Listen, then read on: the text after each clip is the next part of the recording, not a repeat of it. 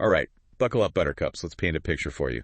March 20th, 2025. Okay. The Washington Capitals just handed the Philadelphia Flyers a 3-2 loss.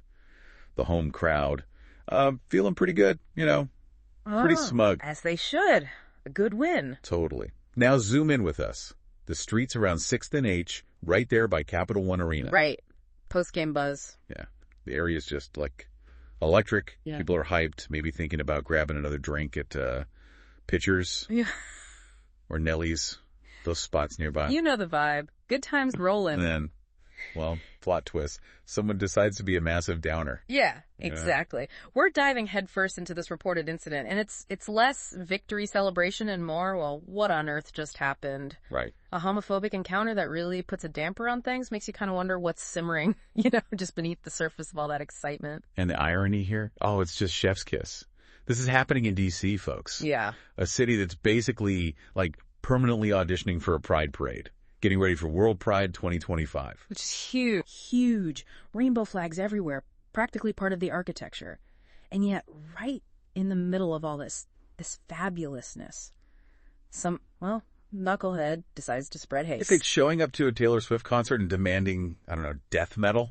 Exactly. It just doesn't fit. And what's fascinating, and maybe a bit infuriating, is how these pockets of just blatant prejudice can still exist, even in places that seem so outwardly accepting. Yeah, it's a wake-up call, isn't it? It really is. Proclamations don't just magically fix everything. You're seeing this clash. Yeah. The city's image versus this really ugly personal act of hate. Okay, let's get down to the brass tacks, the details. Lay it on us. Timestamp, 9:54 p.m. location, 6th and H Streets, Northwest. We're talking steps from the arena. So close. Right where the win just happened. Exactly. Our victim. A gay attendee. Just left the game, probably still buzzing from the win, maybe thinking about where to celebrate. Just trying to enjoy the night.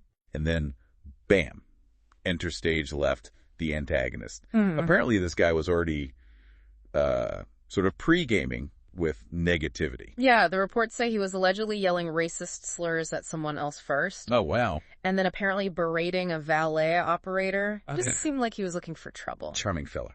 So after warming up, he turns his attention. He reportedly focuses on the victim, unleashes homophobic slurs, including, the classic lovely faggot.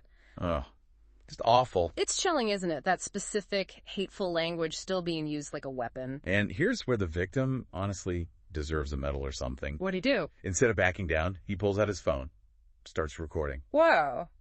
Gutsy move. Seriously, takes real courage. Have a curve. Of course, this just sends the suspect into, a rage spiral. Predictable, unfortunately. He allegedly snatches the phone and then delivers the classic tough guy line. If you keep recording, I'm going to kick your ass. Real creative. Top tier intimidation tactics there. Sarcasm. But that escalation, right? From verbal abuse to a physical threat, snatching the phone. That's key. Absolutely. It shows the potential for real danger. It's not just words. It's about trying to silence someone with the threat of violence. And did the victim get his phone back? He did. Apparently, he followed the suspect and managed to retrieve it, which, again, shows incredible resilience, refusing to be intimidated. Good for him. Yeah. Seriously. So, okay, the police, what are they doing? Well, D.C. police are taking it seriously, classified as threats to do bodily harm. Okay. And they're treating it as a suspected hate crime, which, if it looks like hate crime and sounds like a hate crime. Yeah, seems pretty clear-cut from the description. Right. So they've released surveillance footage of the guy. Have you seen it? Is it clear? It's surveillance footage, so, quality varies, but they're hoping someone recognizes him. They've even put up a $1,000 reward for info that leads to an arrest and indictment. Okay, a reward. Good. And how can people share info? The tip line is 202-727-9099, or you can text TIPS to 50411. 50411. Got it. Modern policing indeed. And they mentioned the police spokesperson, Tom Lynch. The investigation's been active since the incident on March 20th, but they just released the video after, processing it. Standard procedure. Right. It takes time.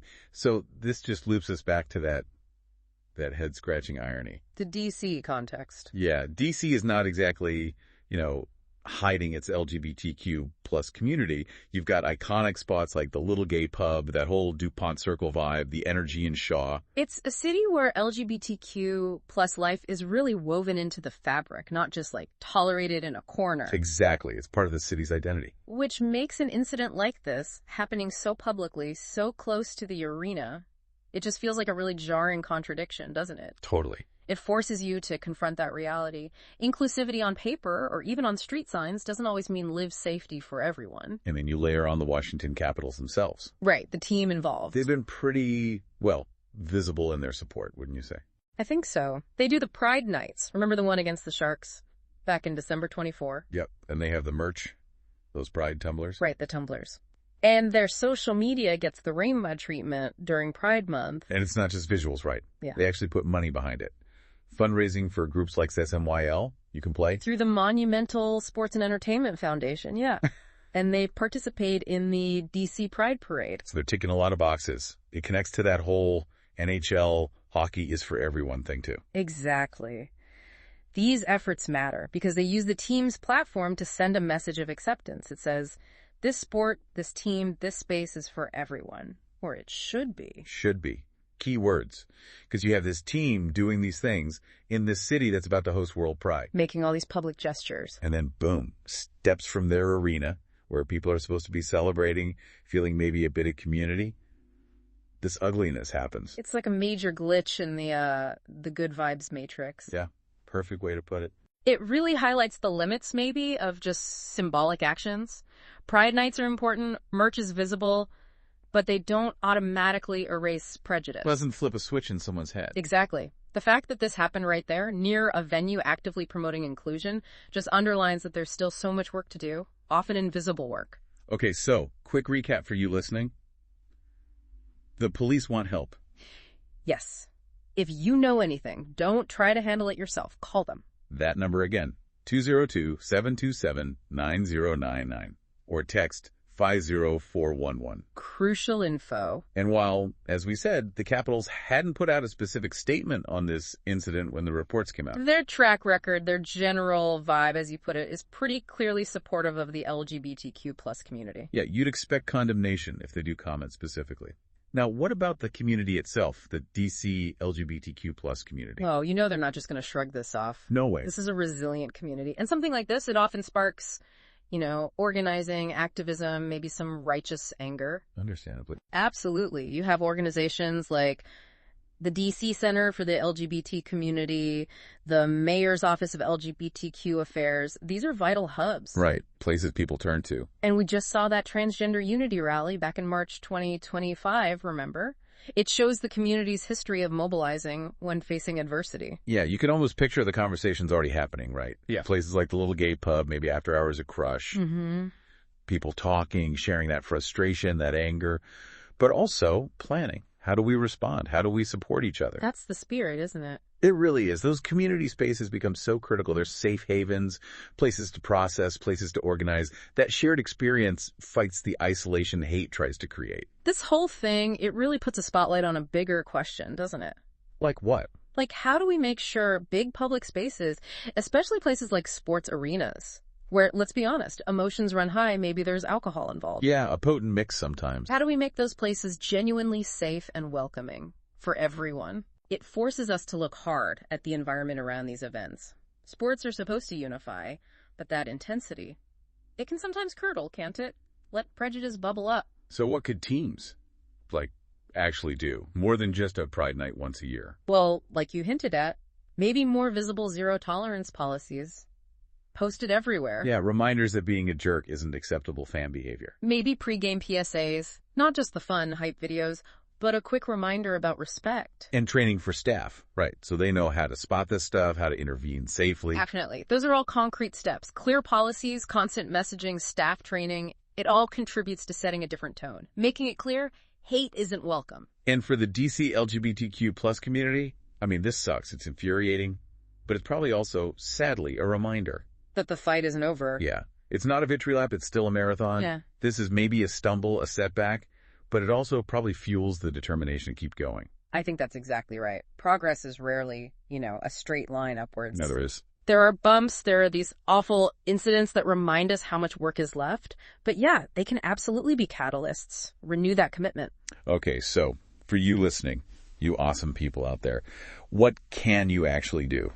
Like right now. Okay, actionable steps. First, if you know anything about the suspect in this case, please contact DC Police. That number one more time, 202-727-9099.